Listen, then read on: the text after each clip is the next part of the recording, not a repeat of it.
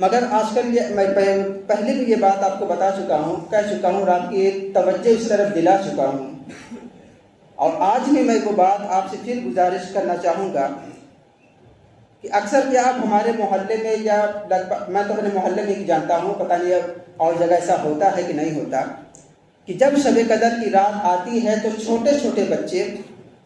8-10 سال کے بچے گھر گھر چندہ اتارتے ہیں، لوگوں سے ایک ایک آدمی فرداً چندہ اتارتے ہیں، اور رات بھر صرف پکانے اور کھانے میں مصروف رہتے ہیں۔ ابھی پچھلی رات جو گزری وہ شب قدر کی رات تھی، میں نے اس رات کچھ لڑکوں کو دیکھا جو وہ کہہ رہے تھے کہ آج جاگنے والی رات ہے۔ آپس میں چند لڑکوں نے چندہ اکٹھا کیا، 10-10 20-20 روپیہ، اور ادھر پیچھے کی طرف پکنک منائی، کیا کہتے ہیں اس کو، چاؤمین وغیرہ جو ہوتا ہے وہ سب بنایا، ٹھنڈا آیا، فروٹی وغیرہ اس کو کھائے پیے اور شور شرابہ کر کے پھر اپنے کام میں، پھر اپنے گھر گئے اور سو گئے۔ یعنی آج کل کے بچوں کا یہ ذہن ہو چکا کہ شب قدر کی رات صرف پکنک منانے کی رات ہے، کھانا پکانے اور کھلانے کی رات ہے، اور اس کی سب سے بڑی وجہ ہم ہیں، ہم اور آپ ہیں، کیونکہ اگر ہم اور آپ نے ان بچوں کو نہیں روکا تو آنے والی نسل یہی سمجھے کہ شب قدر کی رات ایک پکنک کی رات ہوتی ہے، کھانے پکانے اور کھلانے کی رات ہوتی ہے۔ اللہ تبارک و تعالیٰ نے اس رات کو جو 1000 مہینوں سے افضل کہا ہے، اور جو اس رات عبادت کرے گا اسے 1000 مہینوں سے زیادہ اس کا عبادت کا ثواب ملے گا، تو جو اس رات عبادت کرے گا اس کو ملے گا۔ رات بھر جاگ کر صرف پکا کر یا کھا کر یا کھلا کر اس کو گزارنے سے کوئی ثواب حاصل نہیں ہوگا، بلکہ گناہ ہی ہوگا، کیونکہ اتنی عظیم اور برکت والی رات کو ہم لغو کام میں گزار رہے ہیں، فالتو کام میں گزار رہے ہیں، کھانے اور پکانے کام میں گزار رہے ہیں۔ اتنی بہترین رات، پتہ نہیں ہمیں زندگی میں وہ رات نصیب ہو کہ نہ ہو۔ اللہ نے اگر ہمیں یہ رات نصیب فرمائی ہے تو ہم اس کی قدر کریں، شب قدر کی رات کی ہم شب قدر کریں، اور بچوں کو سختی کے ساتھ روکیں۔ ہر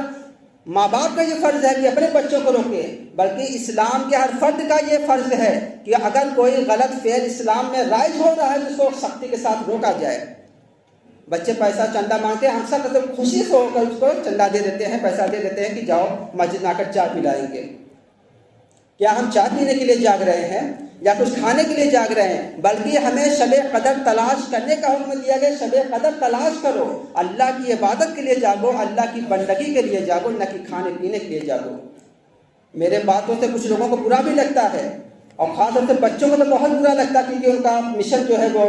پھیر ہو جا رہا ہے، ان کو برا لگتا ہے۔ تو بچوں برے ماننے کی بات کوئی نہیں ہے، میری آواز اوپر بیٹھے بچے سن رہے ہوں گے، تو بچوں میں آپ کی بھلے کے لیے کہہ رہا ہوں کہ یہ رات کھانے پکانے کی رات نہیں ہے، پکنک منانے کی رات نہیں ہے، بلکہ مصلی پر گزارنے کی رات ہے، اللہ کو منانے کی رات ہے، اللہ سے گناہوں سے توبہ کرنے کی رات ہے، اللہ اور اس کے رسول کو راضی کرنے کی رات ہے۔ تو اس رات زیادہ سے زیادہ عبادت میں گزاریں، اور اگر نہیں جا سکتے تو کم سے کم سو جائیں۔ یہ آپ کو بہتر ہے، اس کھانے پکانے سے بہتر ہے کہ آپ سو جائیں اگر نہیں جاگ رہے ہیں تو۔